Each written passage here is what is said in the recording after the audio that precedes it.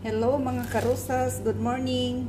Dito tayo sa kusina, naghanda tayo ng almusal ko. Ito ang breakfast natin ngayon, almusal. Fried rice with egg na may dahon-dahon, na may green leafy vegetables, may gulay, may dahon-dahon para healthy. So lagyan natin ng gulay. So ganito lang mga karosas, ilagay natin sa ibabaw yung fried rice natin. Saka sa ilalim yung dahon, yung gulay, gerger, iwan ko anong tawag sa English dyan.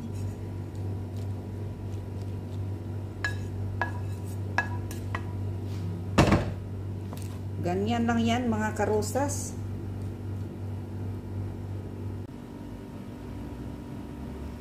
Ito na, kain na tayo. Sarap.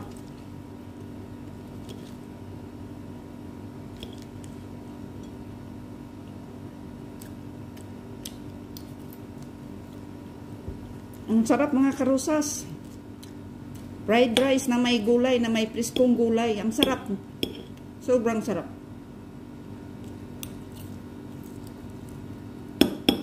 Sarap pala, ang sarap. Sarap pala pag ganito. Fried rice na may priskong gulay, sobrang sarap.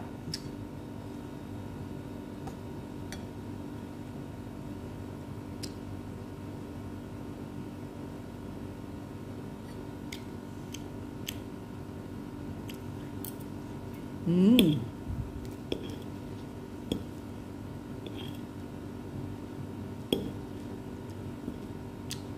sarap.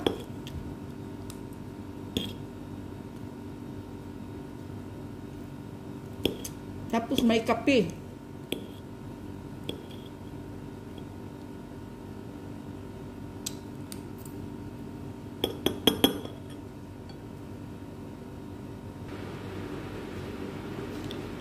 Shout out everyone.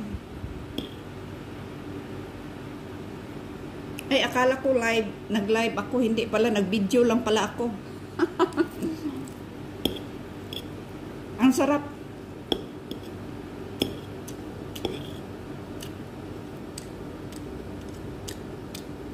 Ang oras kasi dito is 7:30 in the morning. Katatapos ko lang maglinis sa labas kaya nagutom ako. Kaya naisipan ko marami kaming gulay, dahon na pangsalad. May nakita ako dito na kumakain dito, kabayan din natin. Nilagyan niyang ganito ang fried rice niya. Pero hindi na kailangan igisa yung mga dahon-dahon. Kailangan presko siya. Pagkaluto na, ipailalim mo sa kanin na mainit.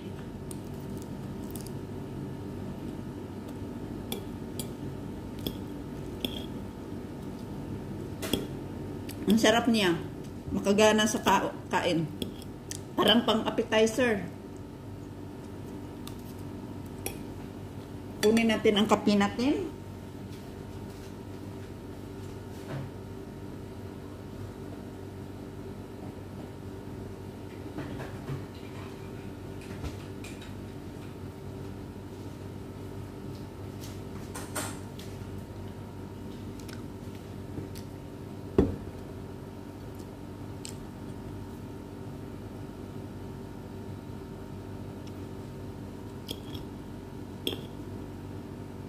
Kain tayo.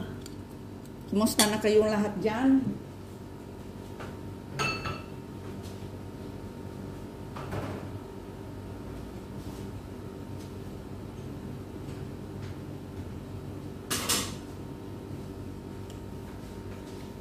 Kumusta na kayo mga kapwa ko OFW?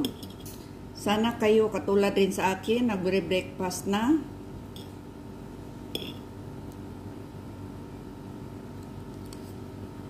Kain ang kain kayo, huwag kayong magpa-apekto sa homesick.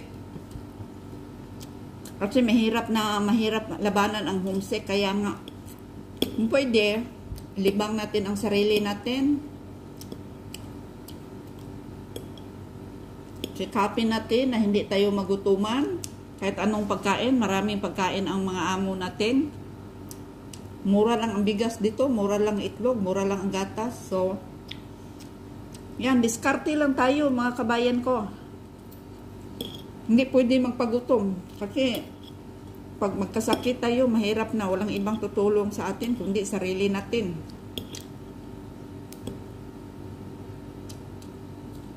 Ang sarap pala.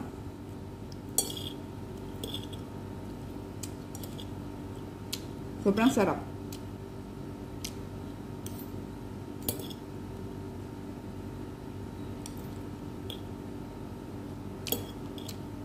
Lalo na pag may ito, bagoong or tuyo. Pero iwas muna ako sa mga maalat, takot ako ma-high blood. Kasi minsan, ang pressure ko umabot ng 140. Takot ako.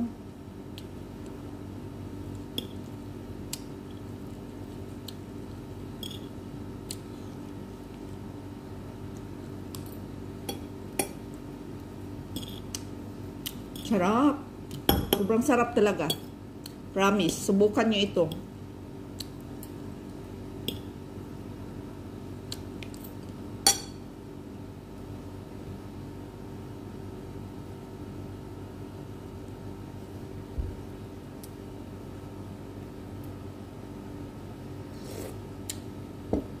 Tapos may kape ako. Tingnan yung kape ko. Kumpletong breakfast. Kumpletong almusal.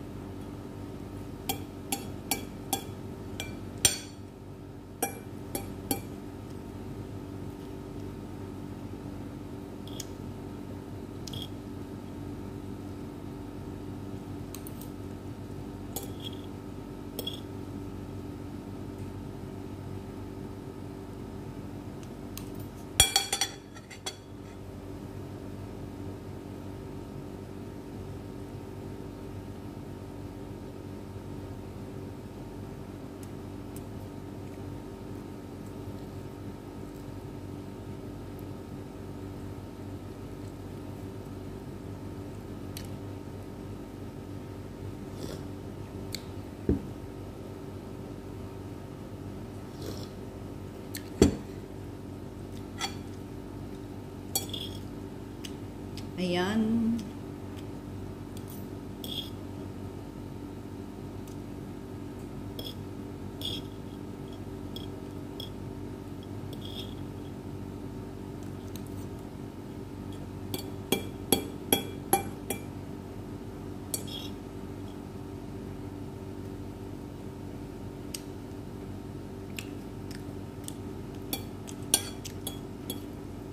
So, marami ako nakain ngayon, mamayang tanghali. Salad na lang ang akin, yung gulay na salad. Kasi nagpaliit ako. Tapos, mayang gabi, tinapay. Basta once a day lang ako kumakain ng kanin.